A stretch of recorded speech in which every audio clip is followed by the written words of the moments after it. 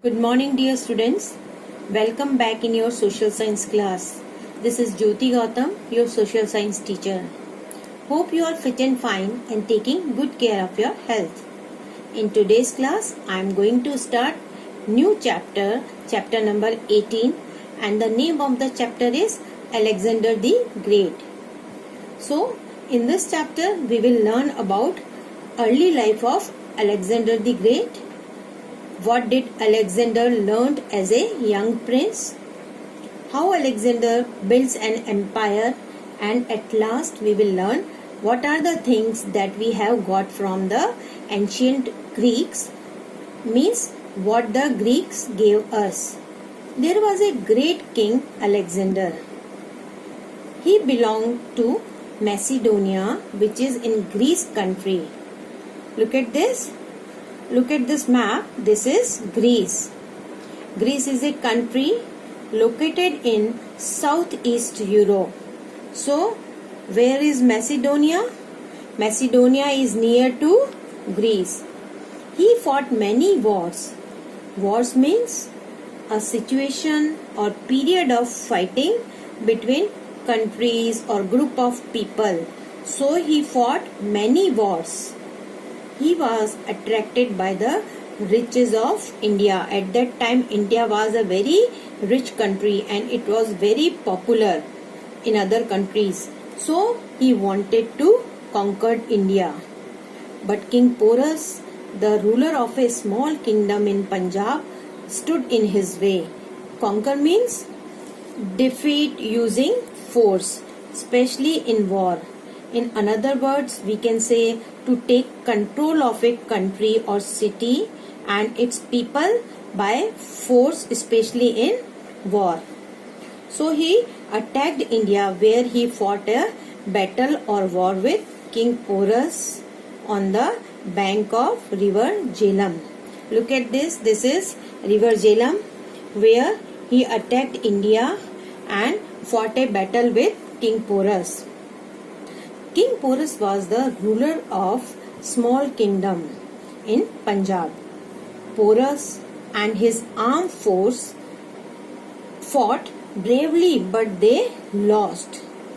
After that, he was made prisoner.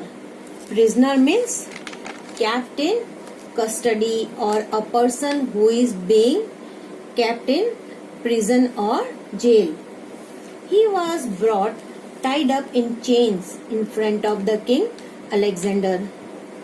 Alexander asked from him, "What type of treatment you want, or how should I treat you?"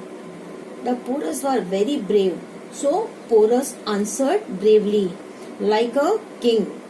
Alexander liked the courage and confidence shown by Porus. He set him free and gave back his kingdom. There were many kings who ruled over vast kingdoms. Very few kings were called King of Kings. There were only 3 kings who got the title the Great. First, Ashoka the Great. Second, Alexander the Great. Third, Akbar the Great.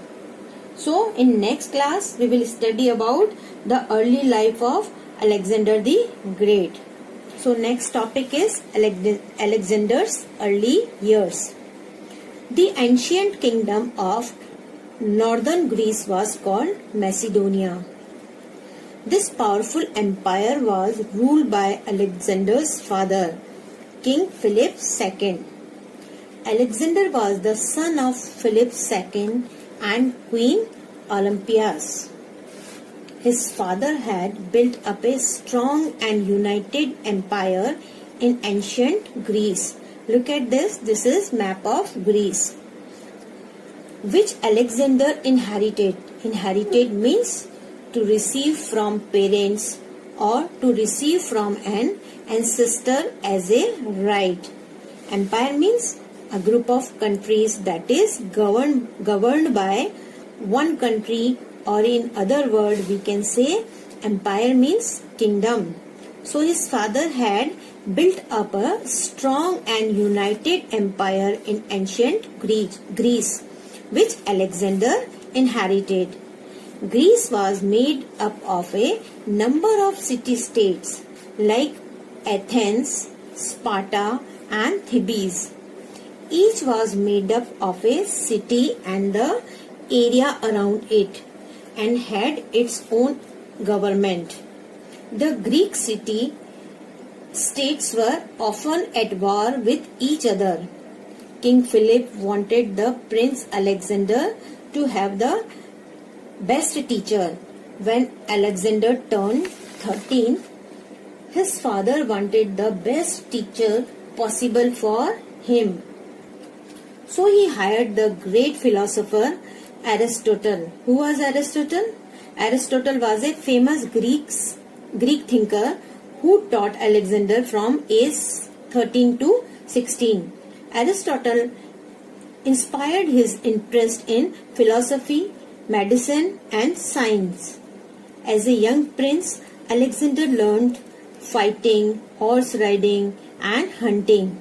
He was also taught reading, writing, mathematics, music and poetry. When Alexander was 16, his father left the country to do battle, leaving Alexander as regent or temporary ruler of Macedonia. After the death of his father, he became the king of Macedonia when he was hardly 20 years old. Now we will learn how Alexander built an empire. Alexander was only 20 years old when he became king of Macedonia. Philip II, his father, had carefully trained his son for leadership. While still a boy, Alexander often went with his father of the battlefront. At the age of 16, he rose to commander in the Macedonia army. After his father's death, Alexander was ready to fulfill his father's dream, invasion of Persian Empire. Invasion means entering another country in order to take control of it. Alexander was very ambitious. Ambitious means desire to successful. So Alexander was very ambitious and wanted to be king of kings. He quickly brought all of Greece under his control. Then he attacked on Persian Empire. What is meaning of empire? Empire means a large area including several countries controlled by a single ruler or government. The country Persia is now called Iran. The Persian Empire was built around Persia and included large part of Asia and Egypt. After that he marched, or we can say moved towards India. On Indian border he defeated King Porus. After the battle with Porus, Alexander's soldiers were tired of war. So they wanted to go home. They were too much tired. So they told to Alexander that they want to go home. But Alexander did not want to turn back. But due to force of his soldiers, he had to plan for returning.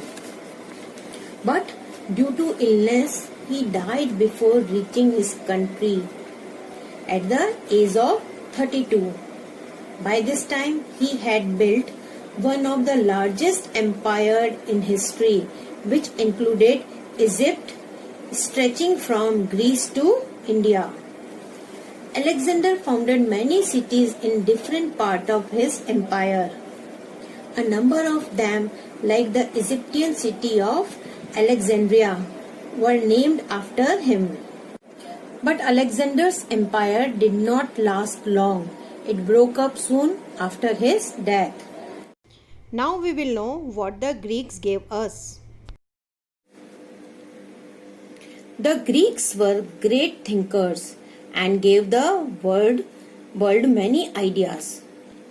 The ancient Greeks introduced a system of government called Democratia around 5th century BC. Means they were the ones who started the system of government called democracy. In a democracy, the people choose their representative to run the government. This system is followed in many countries right now. Next, very useful and important thing given by Greeks are maps. Maps are one of the most ancient Greek invention that are used today. It is very important for all of us. They create the set of maps. The Greeks believed in many gods and goddesses and built beautiful temples for them. One such temple is Parthenon.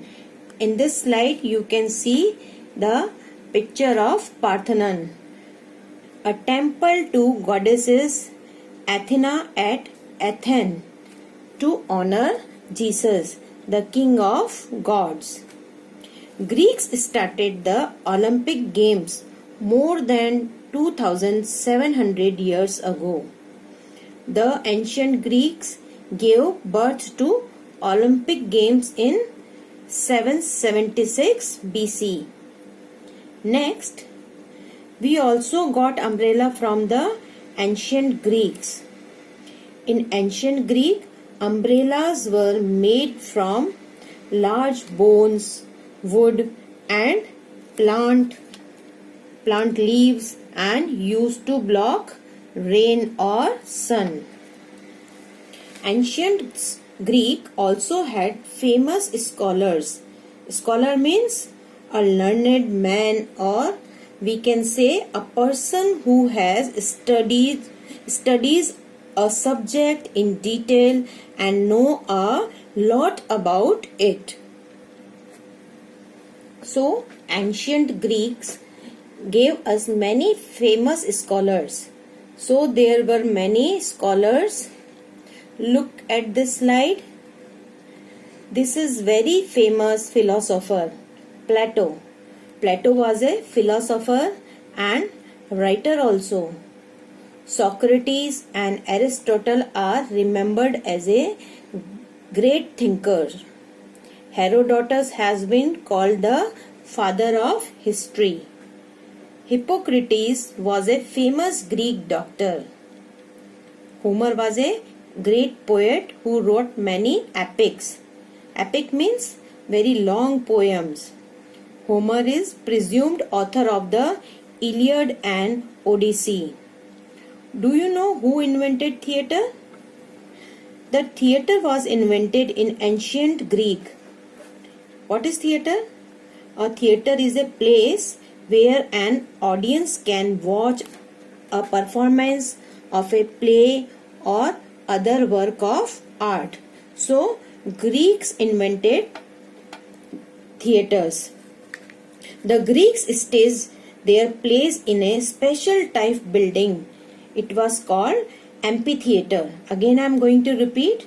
The Greeks staged their plays in a special type of building called amphitheatre. The viewer watched from galleries. Now I am going to summarize all the topics.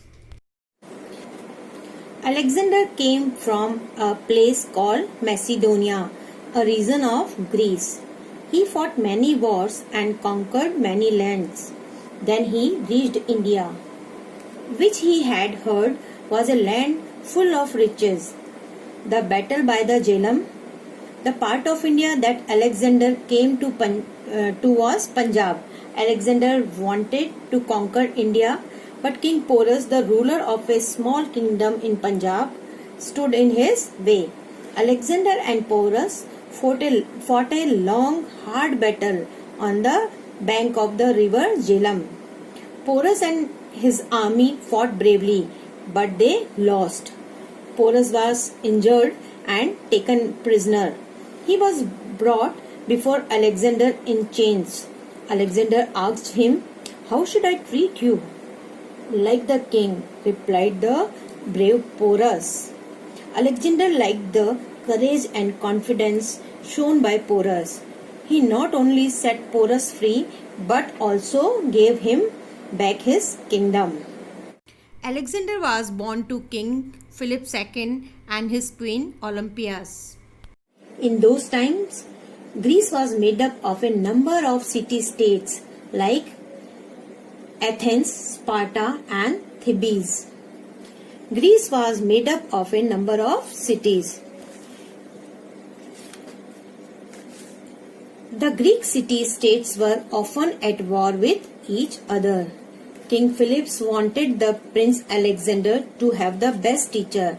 When Alexander turned 13, his father wanted the best teacher possible for him. So he hired the great philosopher Aristotle. Aristotle was a famous Greek thinker who taught Alexander from age 13 to 16. Aristotle inspired his interest in philosophy, medicine and science. As a young prince, Alexander learned fighting, horse riding and hunting. He was also taught reading, writing, mathematics, music and poetry. When he was 16 years old, his father was died and he became the king of Macedonia. He then set out to conquer the Persian Empire. The Persian Empire was built around Persia and included large part of Asia and Egypt. Alexander conquered this empire and then marched towards India. There he defeated Porus. After the battle with Porus, Alexander's tired soldier wanted to go home. Alexander did not want to turn back, but he had to give in to the wishes of his soldiers. He never reached home. He died of illness on the way back at the young age of 32. By this time, he had built one of the largest empire in history. Alexander founded many cities in different parts of his empire. A number of them like the Egyptian city of Alexandria. Alexander's empire did not last long. It broke up soon after his death. In a democracy, the people choose their representatives to run the government.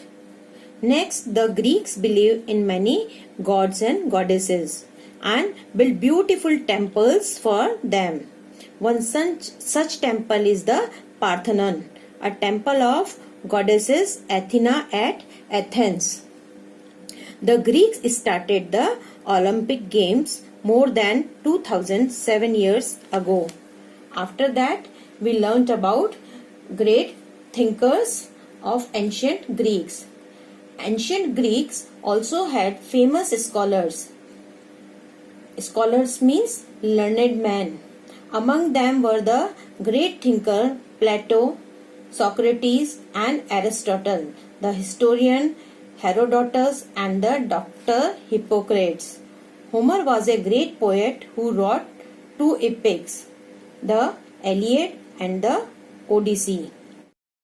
Thank you.